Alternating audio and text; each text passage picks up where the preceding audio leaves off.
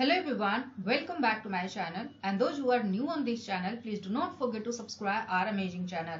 In last class we have discussed synthesis of long chain saturated fatty acids as well as synthesis of unsaturated fatty acids, and in this lecture we will discuss about synthesis of icosanoids.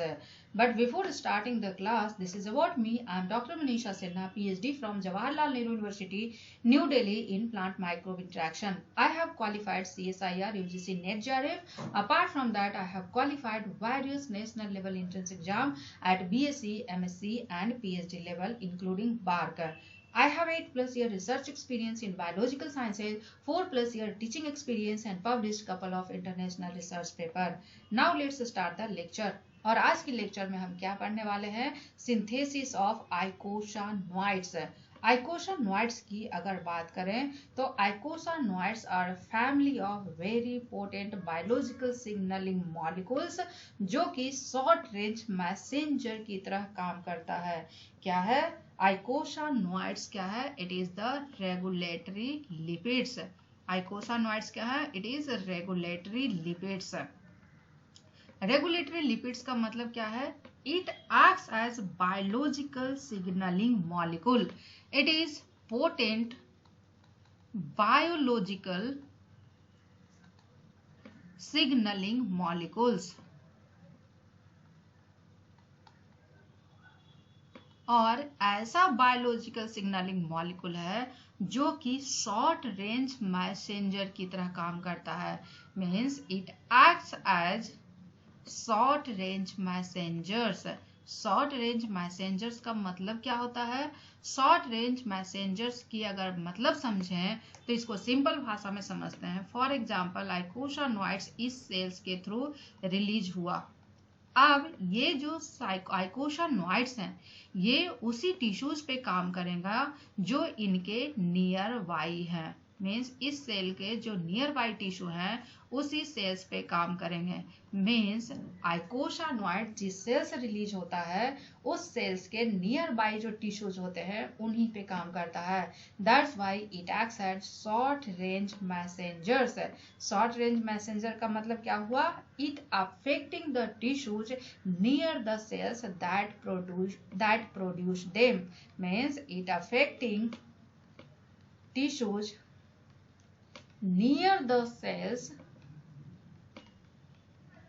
that produce them। जो cells उसको बनाता है उसके near by tissues पे ही ये काम करता है। अब सवाल ये है कि ये आइकोसानोइड्स की सिंथेसिस होती कैसे है? आइकोसानोइड्स की अगर सिंथेसिस की बात करें तो आइकोसानोइड्स की सिंथेसिस होती है कुछ स्टिमुलस के रिस्पॉन्स में, और वो स्टिमुलस क्या होता है? हार्मोनल स्टिमुलस भी हो सकता है और अदर स्टिमुलस भी हो सकता है।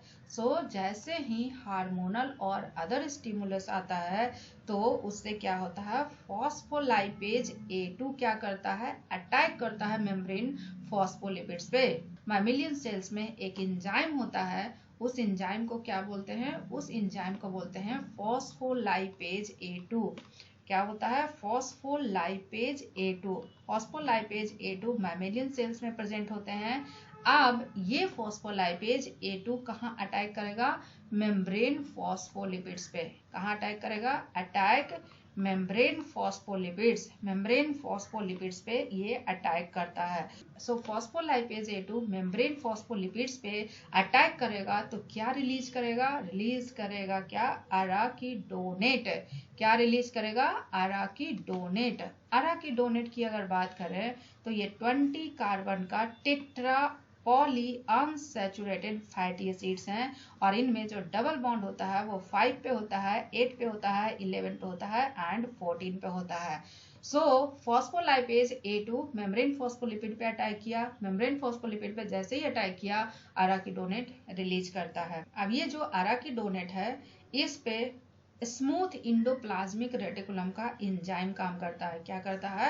स्मूथ इंडोप्लाज्मिक रेटिकुलम का एंजाइम काम करता है, और स्मूथ इंडोप्लाज्मिक रेटिकुलम का जो एंजाइम होता है दैट इज कॉक्स। कॉक्स क्या करता है? इस अराकिडोनेट को PGH2 में कन्वर्ट करता है, prostaglandin H2, but it is 2 step reaction. पहले कन्वर्ट होगा PGG2 में एंड देन कन्वर्ट होगा PGH2 में, और both are characterised by COX. COX की अगर बात करें तो अराकिडोने से PGG2 में जो कन्वर्ट होता है ये कॉक्स की साइक्लोऑक्सीजनेज एक्टिविटी से के द्वारा होता है। किसके द्वारा होता है? साइक्लोऑक्सीजनेज एक्टिविटी के द्वारा होता है। जबकि PGG2 से PGH2 में जो कन्वर्ट होता है ये कॉक्स की पेरोक्सीडेज एक्टिविटी की वजह से कन्वर्ट होता है। सो फॉस्फोलाइपेज A2 जैसे ही मेम्ब्रेन फॉस्फोलिपिड पे अटैक करता है ये अराकिडोनेट रिलीज करता है। अब स्मूथ एंडोप्लाज्मिक रेटिकुलम में एक एंजाइम होता है जिसको कॉक्स बोलते हैं। कॉक्स क्या है? साइक्लोऑक्सीजनेज। क्या है? It is cyclooxygenase. Cyclooxygenase activity जो होता है पहले PGG2 में कन्वर्ट करता है, परऑक्सीडेज एक्टिविटी PGG2 को PGH2 में कन्वर्ट करता है। सो कॉक्स क्या है? It is cyclooxygenase. इसकी खास बात यह है कि ये बाई फंक्शनल एंजाइम है। क्या है? It is by functional enzyme. और जैसा कि नाम से समझ में आ रहा है bi means two, functional means function, वैसा एंजाइम जिसका 2 फंक्शन है। और ये क्लियर है, एक फंक्शन होता है साइक्लोऑक्सीजनेज का और दूसरा फंक्शन होता है परऑक्सीडेज का। इसको प्रोस्टाग्लैंडिन H2 सिंथेज भी बोलते हैं। कॉक्स का दूसरा नाम क्या है? प्रोस्टाग्लैंडिन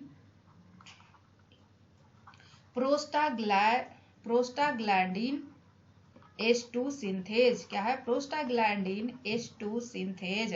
सो कॉक्स का दूसरा नाम क्या है? Prostaglandin H2 synthase. साइक्लोऑक्सीजनेज एक बाई फंक्शनल एंजाइम है और इसका दूसरा नाम है prostaglandin H2 synthase. So this is the pathway how arachidonate is converted into PGH2. So phospholipase A2 वैसा फॉस्फोलिपिड जिसमें अराकिडोनेट है वो ऐसा उस पे फॉस्फोलाइपेज A2 एक्ट करता है और इससे लाइसोफॉस्फोलिपिड रिलीज हो जाता है और एक अराकिडोनेट रिलीज होता है। अराकिडोनेट कहाँ से रिलीज होता है? ग्लिसरॉल के मिडिल कार्बन से। ग्लिसरॉल के मिडिल कार्बन से रिलीज होता है क्या? अराकिडोनेट। और वैसा फॉस्फोलिपिड जिसमें एक फैटी एसिड कम होता है उसको क्या बोलते हैं? लाइसोफॉस्फोलिपिड। सो लाइसोफॉस्फोलिपिड रिलीज होता है एंड अराकिडोनेट रिलीज होते हैं। Arachidonate tetra poly unsaturated fatty acids होते हैं जिसपे 5, 8, 11, 14 पे डबल बॉन्ड इंट्रोड्यूस होता है। अब ये जो अराकिडोनेट हैं साइक्लोऑक्सीजनेज की 2 एक्टिविटी होती है, एक cyclooxygenase activity and peroxidase activity. Cyclooxygenase activity की वजह से ये PGG2 में कन्वर्ट होता है एंड PGG2 परऑक्सीडेज एक्टिविटी की वजह से PGH2 में कन्वर्ट होता है एंड ये PGH2 इज प्रोस्टाग्लैंडिन H2। और क्योंकि कॉक्स की वजह से क्या बनता है? PGH2, इसीलिए कॉक्स को दूसरा नाम है प्रोस्टाग्लैंडिन H2 सिंथेज है।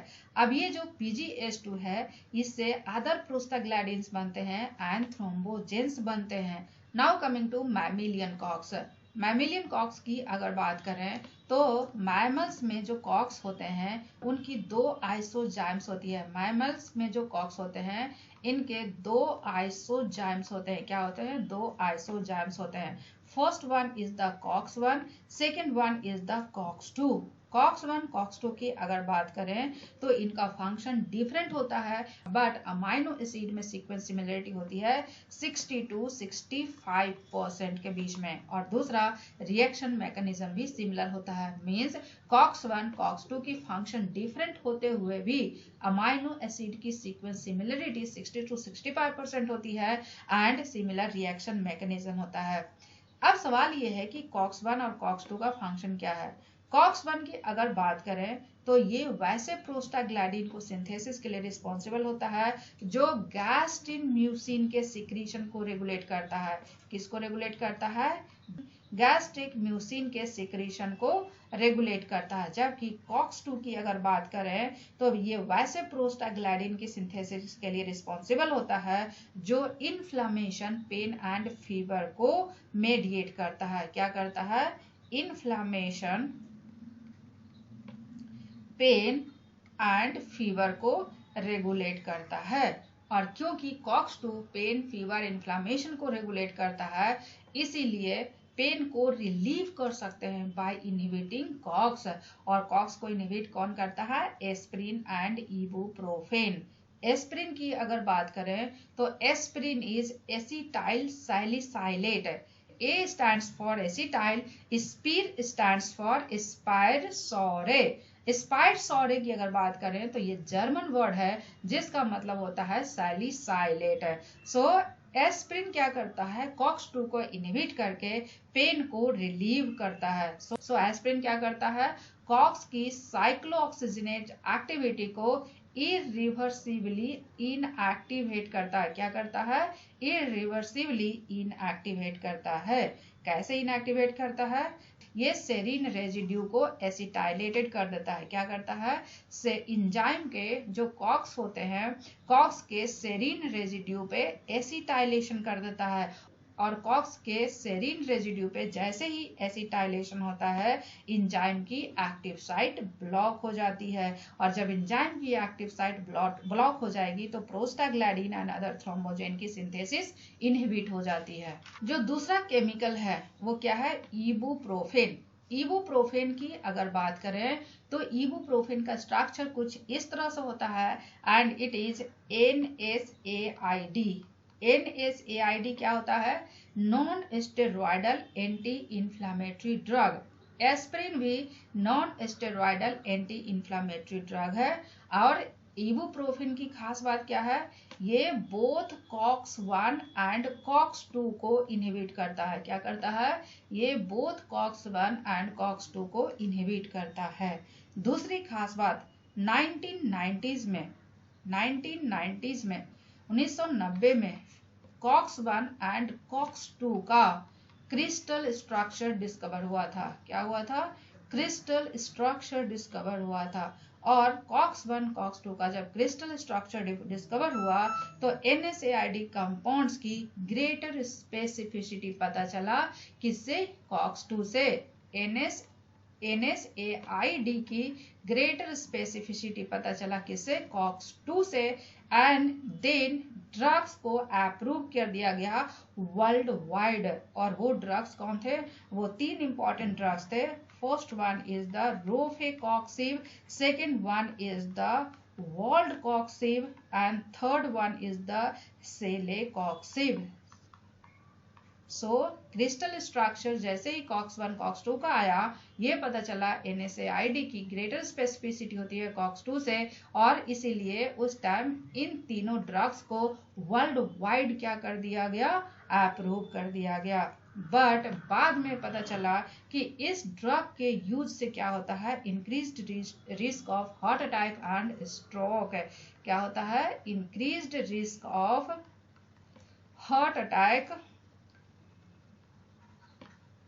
And stroke. और जब ये पता चला तो उसके बाद इन तीनों ड्रग को मार्केट से बैन कर दिया गया। नेक्स्ट पॉइंट की अगर बात करें तो इट इज थ्रोम्बोजेन सिंथेज। क्या है? Thrombogen synthase. थ्रोम्बोजेन सिंथेज। थ्रोम्बोजेन सिंथेज की अगर बात करें तो नाम से पता चल रहा है ये थ्रोम्बोसाइट्स से रिलेटेड है। किससे रिलेटेड है? थ्रोम्बोसाइट्स से रिलेटेड है। और थ्रोम्बोसाइट्स क्या होता है? थ्रोम्बोसाइट्स होता है प्लेटलेट्स। सो थ्रोम्बोजेन सिंथेज कहाँ होता है? थ्रोम्बोजेन सिंथेज होता है प्लेटलेट्स में। कहाँ होता है? प्लेटलेट्स में। दूसरी खास बात, PGH2 से क्या बनता है? थ्रोम्बोजेन A2। क्या बनता है?